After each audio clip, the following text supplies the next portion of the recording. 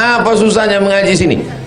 Tidak diwajibkan iuran seragam, tidak ada iuran kue kotak. Saya bukan mau ngasih tahu ibu, jangan ibu tersinggung. Ini mau ngasih tahu suami kalian yang tak mengizinkan. Saya sedang bercakap sama orang itu sekarang di kamera ini, di kamera ini. Jangan ibu tersinggung dengar cakap saya ini.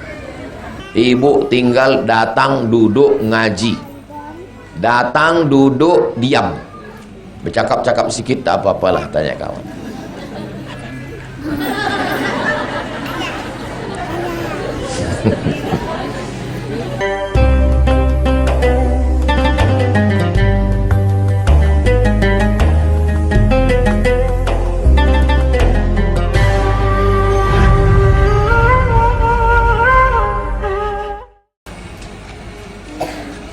Baik, kita jawab pertanyaan-pertanyaan ini. Bagaimana kalau suami melarang istrinya mengaji? Bang, kewajiban abang 5: kasih makan, kasih pakaian, kasih tempat tinggal, kasih pendidikan, kasih perhatian. Semestinya abang mendatangkan guru mengaji ke rumah, mengajarkan aku baca Quran, mengajarkan aku akidah, mengajarkan aku fikih, mengajarkan aku akhlak, mengajarkan aku Quran, mengajarkan aku hadis. Tapi karena kau tak sanggup mendatangkan Ustadz Somad membuat pengajian di TK Az-Zahra, Ustadz Dr. Hanafi, Ustadz Zul Ikrami, Ustadz Al-Nob Dinar, Ustadz Abdul Somad, izinkan aku mau pergi pengajian. Hai suami-suami, kalian akan diminta tanggung jawab di hadapan Allah Subhanahu wa taala. Izinkan bini kalian mengaji. Jangan takut bini kalian bercampur sama laki-laki, karena di majelis ini yang laki-laki cuman saya saja. Tak ada bercampur di sini sama laki-laki. Jadi suami-suami yang tak mengasihi bininya mengaji itu mesti kita kasih tahu. Potongkan video ini nanti, kirimkan ke grup laki-laki melarang bini mengaji. Sedangkan mengaji adalah kewajiban setiap muslim. Macam mana ibu tahu cara wudhu kalau tak ngaji? Macam mana tahu cara membaca Quran, idgham, ikhfa, gunnah, qalqalah kalau tak ngaji? Macam mana ibu tahu cara sholat kalau tak mengaji? Maka mengaji hukumnya wajib, karena beramal wajib. Sholat hukumnya wajib. Tak sah sholat kalau tak berwudu. Maka kalau begitu berwudu hukumnya wajib. Airnya dalam sumur, kalau tak ada timba, air tak dapat, maka membeli timba itu wajib. Sumurnya dalam, kalau tak pakai tali tak bisa air, maka membeli tali hukumnya wajib. Kalau ditanya orang apa hukum mengaji, tak sah solat kalau tak berilmu, maka mengaji hukumnya wajib. S1 fikih, S2 fikih, S3 fikih. Itulah dia Ustadz Zul Ikrami, dosen pasca sarjana. Bukan Ustadz ecek-ecek yang saya bawa kemarin ini. Imam besar Masjid Agung An-Nur. Bisa Ustadz Zul Ikrami ngajar ke Ma'an Azhar? Siap bang, adik kelas saya. Ustadz Hanafi, doktor. Ustadz Al-Nob Dinar, ketua yayasan tabung wakaf umat. Siap komandan. Datang mereka kemari. Tiga-tiganya alumni Al-Azhar Kairo, Mesir. Ibu tinggal datang duduk ngaji, datang duduk diam, bercakap-cakap sikit tak apa-apalah, tanya kawan.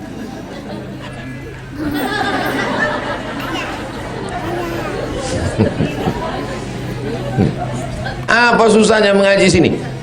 Tidak diwajibkan iuran seragam, tidak ada iuran kue kotak. Saya bukan mau ngasih tahu ibu, jangan ibu tersinggung. Ini mau ngasih tahu suami kalian yang tak mengizinkan. Saya sedang bercakap sama orang itu sekarang di kamera ini, di kamera ini. Jangan ibu tersinggung dengar cakap saya ini. Apa kalian melarang bini kalian datang mengaji kemari? Tidak ada wajib seragam, tidak ada iuran itu ini. Ini udah masuk tahun ke-4, tak ada iuran itu ini. Datang aja duduk mengaji. Anak-anak dari maghrib ke isya mengaji di sini. Ibu-ibu sore Jumat dari asar ke maghrib mengaji. Bapak-bapak semua, ibu campur semua. Habis subuh Rabu. Apalagi kurang. Supaya apa? Supaya apalah guna Ustaz Abdul Somad tinggal di situ, bukan ada pengajian, jumpanya pun payah. Jangan sampai orang bercakap begitu. Apa guna dia tinggal di jalan Kamboja itu? Bukan pernah nampak mukanya. Kau yang tak pernah datang. Betul? Betul kata ibu-ibu ni.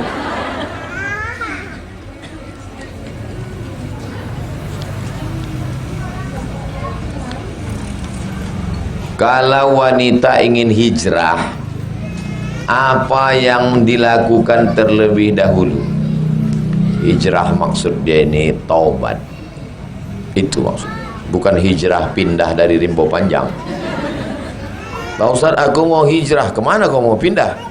Maksudnya hijrah pindah, meninggalkan yang diharamkan Allah Subhanahu wa ta'ala. Apa langkah pertamanya?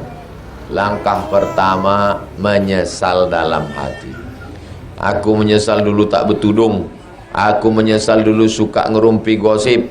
Aku menyesal dulu rambutku kucet 3 warna. Aku menyesal dulu bertato. Aku menyesal dulu pakai sabu narkoba ngisap ganja. Aku menyesal dulu memakaikan susu. Aku menyesal lakiku ku kasih tai hidung biar supaya dia patuh sama aku. Aku menyesal kudukunkan mertuaku. Menyesal dulu. Setelah menyesal dalam hati, istighfar di lisan. Istighfar. Astaghfirullahaladzim, astaghfirullahaladzim, astaghfirullahaladzim, astaghfirullahaladzim. Dihitung 100 kali. Astaghfirullahaladzim, astaghfirullahaladzim, astaghfirullahaladzim, astaghfirullah. Pelan. Saya heran menengok orang bisa istighfar cepat-cepat. Apa yang dong?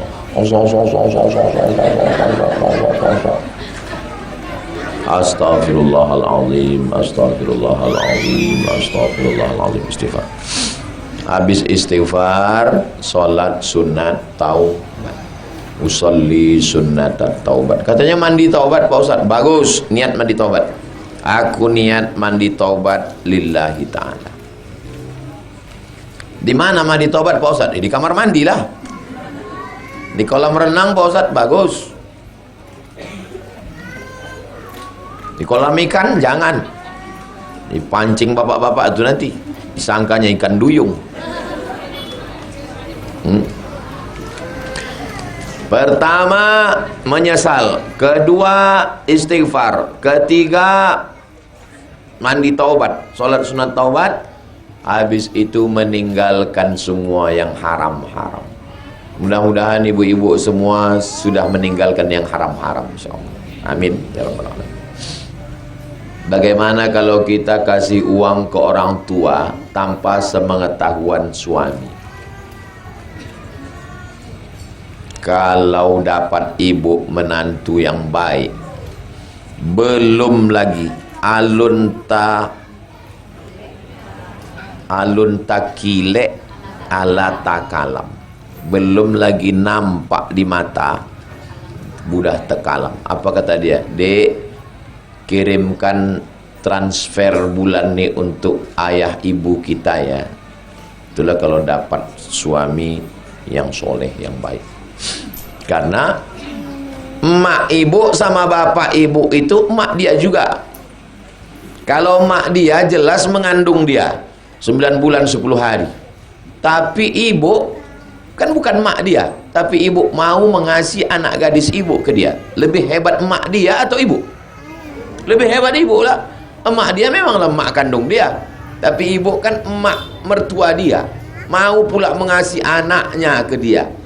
Dikandung, disusukan, disekolahkan, dikasih baju, dikasih duit, dah besar kasih ke orang. Kan luar biasa. Jadi sebetulnya laki-laki itu yang mengasihi. Tapi kalau perempuan mengambil duit belanja diam-diam dikasihkannya ke ayahnya, ke emaknya, itu pencuri namanya. Mencuri. Tapi kalau ibu punya pekerjaan, ibu ASN, ibu pegawai, ibu punya kebun, punya kos-kosan, duit ibu yang ibu kasih, maka suami tidak ada hak karena itu milik ibu. Harta ibu atau harta dia. Kalau harta dia ibu mesti izin. Tapi kalau harta ibu, ibu boleh kasih karena itu bukan milik dia. Jelas? Jelas atau tak jelas? Jelas. Ketika seorang meninggal, apakah otomatis dia bertemu dengan saudara keluarga yang sudah meninggal terlebih dulu? Man zalladzi yashfa'u indahu illa, siapa yang bisa menolong kecuali dengan izin Allah. Mana dalil bahwa saya kalau meninggal jumpa saya dengan emak saya? Ayat Quran, alhaqna bihim dzurriyyatahum, aku akan pertemukan mereka dengan keluarga mereka. Almar'u ma'aman ahab, orang akan bersama dengan siapa yang dia cintai. Jadi tidak ada jaminan kalau mati otomatis ketemu, enggak. Tapi kalau izin Allah tak mustahil berjumpa. Innama amruhu iza arada syai'an ayyakula lahu kun. Mudah-mudahan kalau mati kita jumpa kita dengan orang-orang yang kita rindu dan kita sayang, insyaallah. Infak subuh di rumah kita bagusnya kemana diberikan Pak Ustadz? Mohon penjelasannya. Siapkan 1 kotak kaleng susu atau kresek, 1 genggam beras, masukkan 30 kali masak, 30 genggam, terkumpul. Ibu segenggam, ibu segenggam, ibu segenggam. Kemana diserahkan? Panti jompo, panti yatim, fakir miskin, duafa. Cari tetangga-tetangga kita di jalan Kamboja ini dulu. Tetangga kita itu berapa rumah dari kita? 40 ke muka, 40 ke belakang, 40 ke kanan, 40 ke kiri. Begitu kata Imam Sufyan Ats-Tsauri. Jadi kalau saya di sini 40 ke sana, 40 ke sana, 40 ke sana, 40 ke sana. Ustazah cari, bergerilyalah ustazah nih mencari mana yang perlu beras. Di data rumahnya, ini.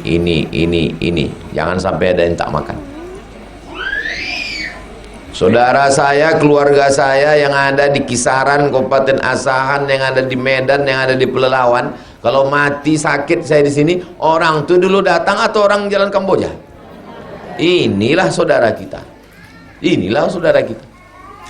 Ini bukan main lagi video call. Kalau pesta datang. Rupanya kalau kau mati, keluarga kau yang jauh itu datang dulu. Tetangga kita itulah yang datang.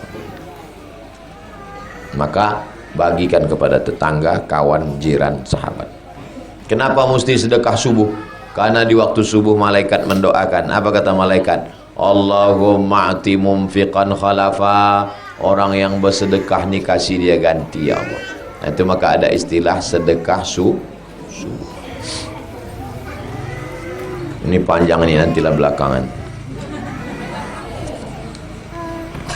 Apa hukum menikahi sepupu dari ibu dan sepupu dari ayah?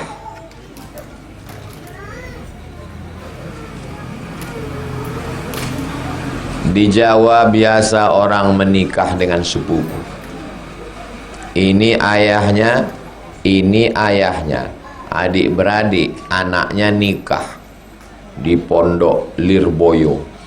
Anak Pak Kiai dengan anak Pak Kiai nikah biasa. Di tempat kita pantang, semarga, sesuku, sekampung tak boleh nikah. Kalau adat, tapi kalau agama boleh. Assalamualaikum Pak Ustaz. Waalaikumsalam. Katanya nikah sekampung tak boleh Pak Ustaz. Ya tak boleh, banyak kali. Sekampung pula nikahinya.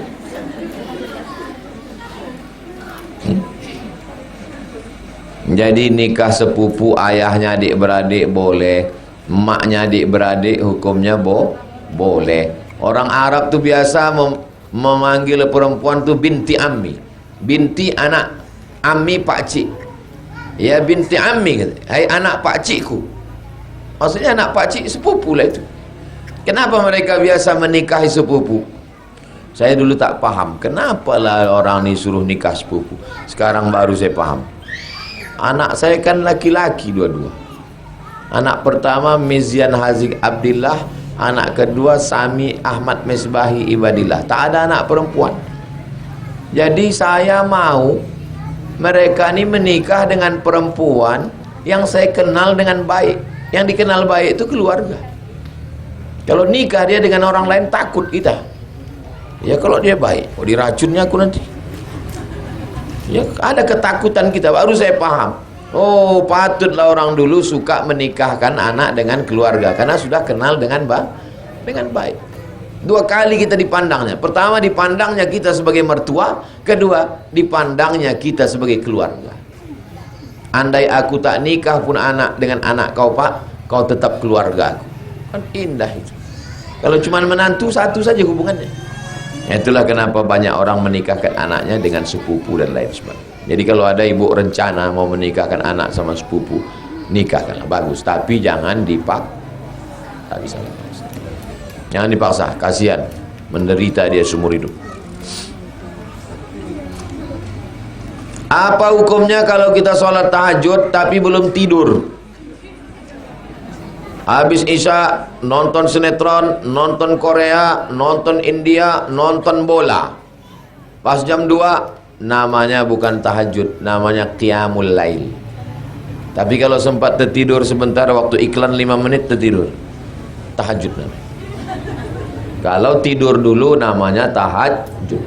Kalau tak ada tidur namanya qiyamul lail. Boleh Pak Ustaz? Boleh. Jangan gara-gara nunggu tidur tak tahajud-tahajud. Jangan gara-gara nunggu tidur tak sholat malam. Sholat aja. Berdosakah saya jika saya punya tabungan di luar pengetahuan suami saya untuk menolong dia dan menolong anak istri? Karena kalau dibelanjakan semua jor-joran sekarang, tak selamanya ikan banyak, tak selamanya laut pasang. Hidup ada pasang surut, simpan. Tapi bukan sebagai kepentingan pribadi. Bukan ibu kasih ke emak ibu, ke ayah ibu, bukan kasih ke keluarga, bukan pula dibelikan macam-macam, tapi untuk persiapan masa genting. Itu namanya siasat ekonomi.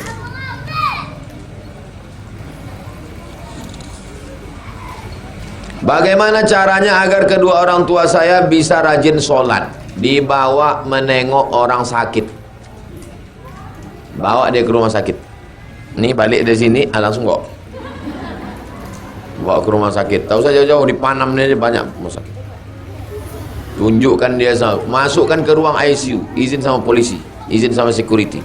Pak security, mana yang paling gawat darurat di sini? Yang kira-kira judul lagunya Setengah Napasku Pergi. Nah, dia tunjukkan sama dia. Bisikkan ke telinga dia, ya. Itu ya ngeri juga. Itu malaikat maut udah di simpang panam tuh bilang. Bawa menengok orang mati. Kalau perlu masukkan dia ke liang lahat. Ikut dia memegang jenazah, meletakkan jenazah, memasukkan ke liang lahat, membuka penutup wajah, menempelkan hidung ke tanah. Itu pendidikan luar biasa. Ceramah Ustaz Somad dah tak masuk lagi, tak mempan. Menengok langsung jenazah, itu panas dingin badan dari situ. Terbayang-bayang nanti gimana kalau aku mati nanti. Doakan supaya dapat hidayah. Ya Allah, berikan ayahku ni hidayah. Apalagi pas dia ada nonton TV situ kuat-kuat. Ya Allah, kasih ayahku ni hidayah, ya Allah. Nonton TV aja kerja dia. Janganlah begitu, kata dia. Aku baru menumpang di rumah kau sehari. Gitulah kasarnya kau. Kau kusekolahkan sampai 25 tahun. Tak pernah aku cakap kasar ke kau. Kan menyentuh hati kita dibuat. Kalau sedang sholat terus keluar angin, hukumnya batal. Kalau sedang sholat anginnya kecil, ditahan, makruh. Ditahannya angin sampai biru mukanya menahan angin, makruh hukumnya.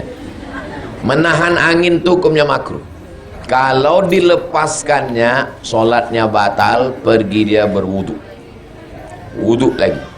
Menurut Ustadz bagus kami tahan atau kami lepaskan? Tergantung anginnya. Kalau puting beliung jangan ditahan. Mau naik dia ke utak. Kalau rasa-rasanya udah keluar, rasa-rasa tidak, rasa-rasa kentut, rasa-rasa tidak, cemana? Batalkah sholat? Tidak batal sholat hatta tasma'a sautan au tajidarihan, sampai kau dengar bau dan kau cium, sampai kau dengar suara. Terdengar suara baru batal, atau tak dengar suara tapi tercium bau. Karena ada yang tak bersuara tapi berbau luar biasa. Jelas?